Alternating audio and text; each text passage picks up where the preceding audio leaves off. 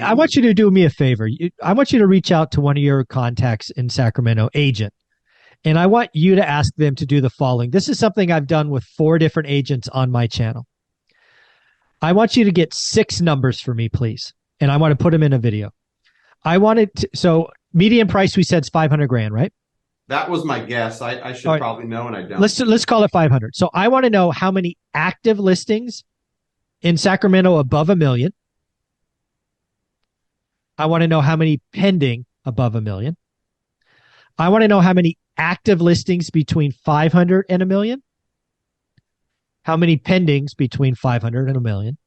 And then the third category is how many active below 500 and pending below 500. The reason this is important is every agent I've done this with have had something like this. In one of my markets, luxury homes had 12 months of supply. Wow. Where entry level had less than 1. Another market had 4x luxury and 1.5 entry level. I want people to realize when people are talking housing markets, there's never a housing market. There's housing areas. But even today, people need to realize what's happening in the economy with interest rates. There's 3 different markets there. And I believe what's happening is becoming clear as day, and the data doesn't show this. Luxury, which in your example will be above $1 million, is stacking up. Days on market, big price drops. Below 500K, no inventory, no price drops, on fire. And I think it's confusing people. So I'd love to get that data for Sacramento. Yeah. So basically, active and pending for above $1 million, 500 to $1 million, and below 500. Exactly right. And I bet you what we see is when we do the math, luxury has several months of supply, probably 4 or 5, which is just active divided by pending. And then first time homebuyer homes is probably less than 2 months, and shoot, might be less than a month.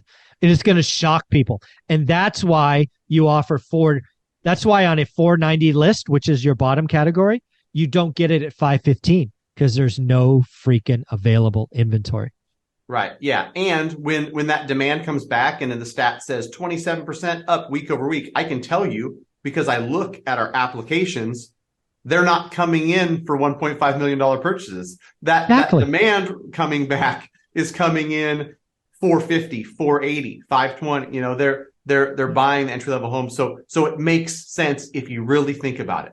There's nothing for sale. We're bringing some more demand into the market, and like what I'm seeing in my personal business, and I think this is probably widespread, a Q4 where we pre-approved a bunch of people that were like, I don't know, like they're ready too. It's not just, and this is what my team told me, it's not the 8, 11, 14 applications we've got in the last 4 days that makes it feel crazy right now. It's the 111 pre-approved that woke up.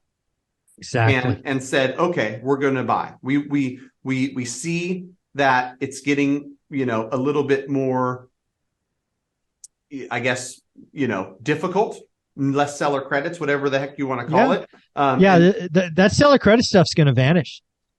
I mean, if this continues and you're below 500 grand in Sacramento, you're not going to have to offer seller credits anymore. Right. Very soon. Yeah. This is why, again, I remember the day. It was the day that Finance Yahoo put out an article that said 87% of Americans think it's a bad time to buy a home. And I celebrated it. I have receipts to prove it, that I said that means only 13% are buying, and I'm going to go buy something before Christmas. And I got 2 out of the MLS for 30% discounts. One of them is in escrow to sell already, and I'll put, a big number in my pocket just to prove I could. So it's taking action when nobody's there, man. I mean, it happens every time. It's comical almost. Right. Yeah, for sure. So it's going to be interesting to see what happens over these first few months, because before we know it, the sun's going to be shining and we're going to have a spring market upon us. If more demand comes back, if rates with no inventory, oh my God. Yeah, it's going to be tough. So, I mean, hopefully some lower rates creates some, little bit of movement in the move up where somebody can sell their house for $390. That's the key. That's the whole key to this. And we're going to talk about that in video number 3.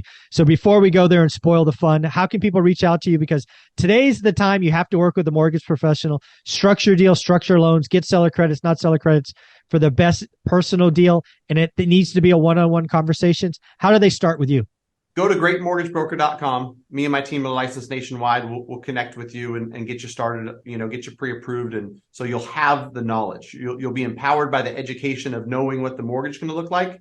Greatmortgagebroker.com. If you want to go to my YouTube channel, Matt the Mortgage Guy on YouTube, 700 plus videos on the power of the 2-1 buy down. Should I, buy down the interest rate? How do escrow accounts work? Is the market changing? All this, some of the same stuff we're talking about here. I'm keeping my finger on the pulse and I'm working in the business day in and day out, not just a YouTube celebrity like, some others who might not be as accurate in my opinion. So greatmortgagebroker.com. Thank you, buddy.